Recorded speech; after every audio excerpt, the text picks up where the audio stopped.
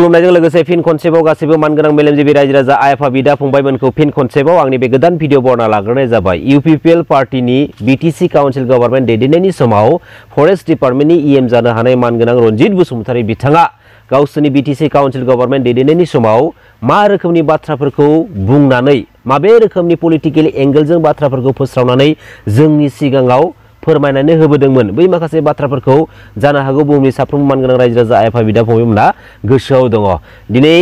मानगोनां रनजित बसुमतारी बिथांनि माखासे बाथ्रा आरो आन्दोनि लाखुमानाय माखासे बाथ्राफोरा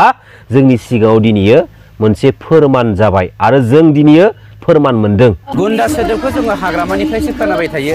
मानोना हाग्रामानि केरेक्टारानो गुन्दागिरिखा। फेरेंगाजों फिसानो सासे गुन्दामोन आङो। नंगौ, बे जाथाया नंथारगौ। बिजेपिनिखौबो जोंखौ बिसि होदों, कंग्रेसनिखौ बिसि होदों जोंखौनो, बिपिएफनिखौबो जोंनो बिसि होदों। जोंनो मावदों बे खामानिखौ थार नंथारगौ। जोंखौ बुङो लहा खुख्रि गारियाव ला, बाथुल ला, माबाफोर जायोबा दानसिना फैजोब, सोरबा बायदि मानसिखौ लोगो मोनबानो होजोबखा, बिपिएफनि मानसिखौ होखा। फेरेंगानि बुंनायाव खामानियाव जों मावदों बेखौ। बे जाबाय मोनसे रोखा फोरमान, जेराव मानगोनां रनजित बसुमतारी बिथांजोंनो फिसिजानाय जों गुन्दा होननानै गावबा गावनो दिनै फोरमान होनानै लादों। आरो बावैसो सान सिगाङाव जालांनाय बिपिएफनि फ्लेग बिसिनाय, बिजेपिनि फ्लेग बिसिनाय, कंग्रेसनि फ्लेग बिसिनाय, बैफोर माखासे जालांनाय जाथायफोरखौ गावसोरनो मावदों होननानैबो दिनैयो फोरमान होनानै लादों। अब्ला दिनैयो जायफोर बर' हारिनि लिडारफोरा गावबा गावनि पलिटिकेल क्रेडिटखौ लाबाय थानो थाखायनो, गावसोरनि पलिटिकेल सिट पावारखौ मोनबाय थानो थाखायनो जों बर' माहारिनि माखासे बर' फिसाफोरखौ गावसोरनि गाज्रि आखुखौ जाफुंसार खालामनो थाखायनो माने रां होनानै बायदिसिना लालस होनानै दिनै जोंनि गेजेरावनो जाथावथारै मोनसे गुबुंले बारहावा बारहोनो नाजाबाय थानाय आन्दोनि जा लाखुमानो दोननाय जा सावगारिफोर, जा हाबाफारिफोर दिनै जों मोगथां महराव नुनो मोनगोन ना मोनाखै मानगोनां रायजो राजा नोंथांमोन? अब्ला दिनैयो जायफोर लिडारा गावसोरनि गोसो सिंनि सुजुखुमानानै हाबिलासखौ जाफुंहोनो थाखायनो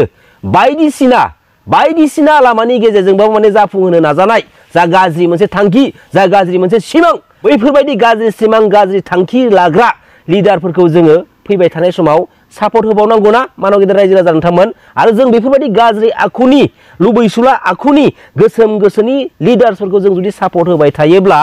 जों गासैबो, नों आं मोनसे गाज्रि थासारिनि अबस्थायाव थाबाय थानो गोनां बाध्य जानानै फैगोन। खारन बैफोरबायदि माखासे गाज्रि लिडारफ्रा जोंनि माहारिनि सिस्टेमखौ मालाबा बिसोरो सानफेराखै, गावसोरनि सिस्टेमखौ माबोरैहाय मोजां सिस्टेमाव लानानै आवगायलांनो हागोन बै सिस्टेमखौसो बिसोरो अराय सम साननानै खुगायाव गोदै गोदै बाथ्रा बुंफ्लानानै गावसोरनि बै नंखाय माखासे अनफावरि महरखौ लानानै रायजो राजानि सिगाङाव गोदै गोदै बाथ्राखौ बुंफ्लाफैबाय थायो। बैफोरबायदि गाज्रि गोसोनि, अहंगार गोसोनि जेसेबांखिनि गोदै गोदै बाथ्रा बुंनानै फुस्लायनो नाजानाय रावफोर, बै रावफोराव मालाबाबो दा गोजोमसै मानगोनां रायजो राजा नोंथांमोन। मानगोनां रनजित बसुमतारी बिथांनि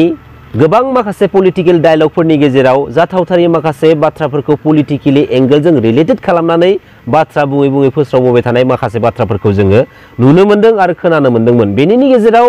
जेरै ब्लाडशिट जानायनि बाथ्रा, जे आपकामिं 2025 बिटिसि बिसायख'थिनि गेजेरजों बिपिएफ पार्टिया अर्थात मानव गेदेर हाग्रामा महिलारि सारा जुदि बिटिसिनि सिफ जाफिनो सुजुग आरो सुबिदा मोनोब्ला फिन आरोबाव जोंनि बिटिसिआव ब्लाडशिट जाफिनगोन बायदिनि माखासे बाथ्राफोरखौ मिडियानि गेजेरजों जोंनि सिगाङाव फोरमायनानै होदोंमोन। आरो मानगोनां रनजित बसुमतारी बिथाङा गावनि पलिटिकेल सार्थखौ लानो थाखाय, मोननो थाखायनो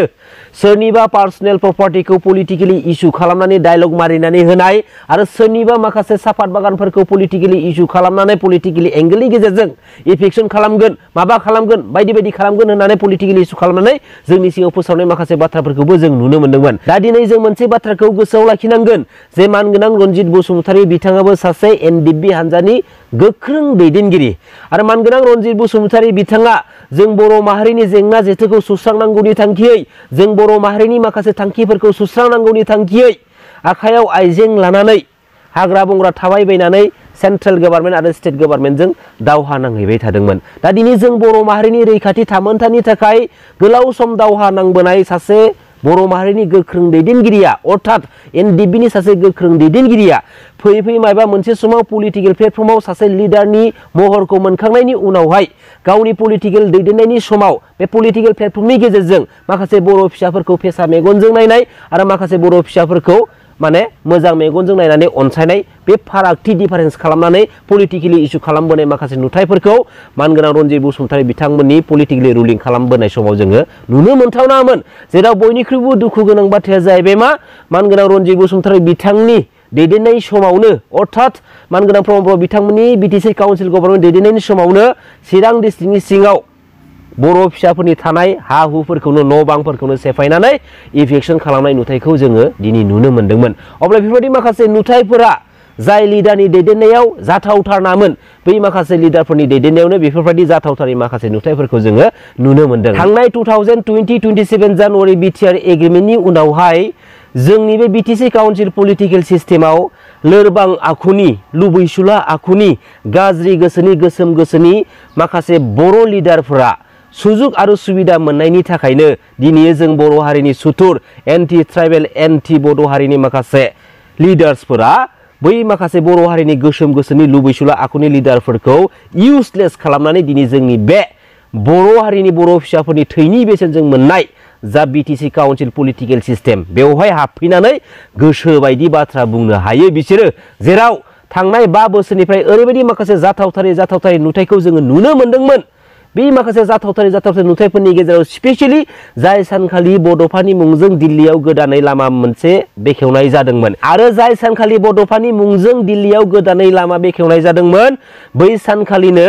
आसामिस कमिउनिटिनि सासे आसामिस सुबुङा जों बर' माहारिनि बिफा मानाव गेदेर सिबिनां बड'फा उपेन्द्रनाथ ब्रह्मखौ उग्रबादि बायदिसिना गाज्रि रावजों सोंखारिनायखौ जों ससियेल मिडियानि गेजेरजों नुनो मोन्दोंमोन मानगोनां रायजो राजा नोंथांमोना गोसोआव दं जानो हागौ नाथाय बे माखासे नुथायखौ नुनानैब्लाबो स्पेशली जों बर' माहारिनि माहारियारि आफाद दुलाराय बर' फरायसा आफादनि गोख्रों बिबानगिरिफ्रा लिडारफोरा गावसोरनि खुगाखौ मुथिनानै सिरियै नायखुमा हरबाय थादोंमोन दा बेफोरबायदि माखासे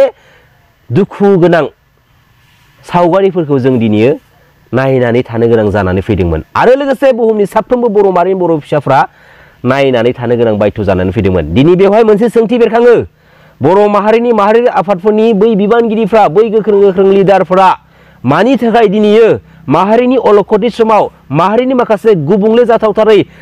एन्टि बर' कमिउनिटिनि माखासे नुथायफोरनि सायावबो दिनै मानो गोख्रों खुगा सिनानै बाथ्रा बुंनो हाला बेनि आन्दोनि गुबै जाहोना मा आरो बेल' नङा दिनै जोंनि बर' माहारिनि बिखायाव बे थांनाय 5 बोसोरनिफ्राय गोबां रोखोमनि जाथावथारै गुलाय गुजाय गुबुंले बारहावाफोरा सोमजिलांदों आरो बै माखासे गुलाय गुजाय सोमजिलांनाय नुथायफोरनि सायाव जेरैबायदि एक्सन लानांगौ जेरैबायदि स्टेप लानांगौ जेरैबायदि बाथ्रा बुंनांगौ सम बायदियै बेफोरबायदि बाथ्रा बुंनायखौ जोङो माहारियारि आफादनि लिडारफोरनि खुगानिफ्राय जों फंसेबो नुनो मोनबाखै नाथाय जों नुनो मोन्दों माहारियारि आफादनि माखासे दैदेनगिरिफ्रा सानैसो अर्गान्सफ्रा सानैसो बिबानगिरिफ्रा सोरबा पलिटिकेल लिडारनि सामसागिरि जानानै पलिटिकेलि सापर्टिं रुलाव थाना बाथ्रा बुंनाय मायबा मोनसे पलिटिकेल पार्टिनि पलिटिकेलि सापर्टिं रुलाव थानानै सिरि आन्दायै खामानि मावखुमानानै हैखुमानाय जों माखासे नुथायखौ जोङो नुनो मोन्दोंमोन दा दिनै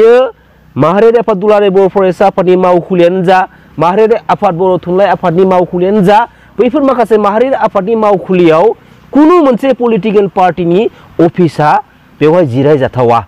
नंगौना नङा मानगोनां गेदेर रायजो राजा नोंथांमोन दा बेफोरबायदि माखासे सानैसो गावनि क्रेडिटखौ मोनबानो गोजोनग्रा गावनि शेयार पावारखौ मोनबानो गोजोनग्रा गावनि मानि पावारखौ मोनबानो गोजोनग्रा लिडारफोरनि आखुनि थाखायनो जोंनि बर' माहारिनि माखासे सिस्टेमफोराव बे बिटिसि काउन्सिल पलिटिकेल सिस्टेमनि गेजेरजों गोबां रोखोमनि गुलाय गुजाय गुबुंले थासारि आरो जाथायफोर सोमजिबाय थानायखौ जोङो अखानायदों नुदों आरो बांसिननिफ्राय बांसिन जोङो नुबाय थानायखौ जों नुनो मोनगासिनो दङ नंगौना नङा मानगोनां गेदेर रायजो राजा नोंथांमोन बेखायनो जों दिनै फार्स्ट अफ अल गावबा गावनो जोङो सुद्रायनांगोन गावबा गावनो सेन्स जानांगोन आरो मोनसे माहारियारि आफादा माहारिनि थाखाय बेसेबां गिदिर बिबान दङ बेसेबां गिदिर दायित्व दङ बेखौ साफ्रोमबो माहारियारि आफादनि अर्गान्सफोरा मिथिनानै लानाया जोबोद इम्पर्टेन्ट आरो मोनफ्रोमबो माहारियारि आफादनि लिडारफोरा दैदेनगिरिफ्रा सोरबा पलिटिकेल पार्टिनि सामसागिरि जानांगौनि जेबो दरखार गैया मायबा मोनसे पलिटिकेल पार्टिनि सामसागिरि जानांगौनि जेबो दरखार गैया आनखि मोनफ्रोमबो माहारियारि आफादनि लिडारफोरा दैदेनगिरिफ्रा अर्गानफोरा मोनफ्रोमबो पलिटिकेल पार्टिनि पलिटिकेल सिस्टेमखौ माबा मोनसे गुबुंले जुदि जानाय नुदोंबा बेनि सायाव आसि थुनानैसो बाथ्रा बुंनो हानाय मोनसे सिस्टेम आरो सिटुएसननि बिखायाव गसंनानै नोजोरथि होबाय थानांगौ गोजोन्थों खुलुमबाय जय बर' हारिनि जय बर' बिमानि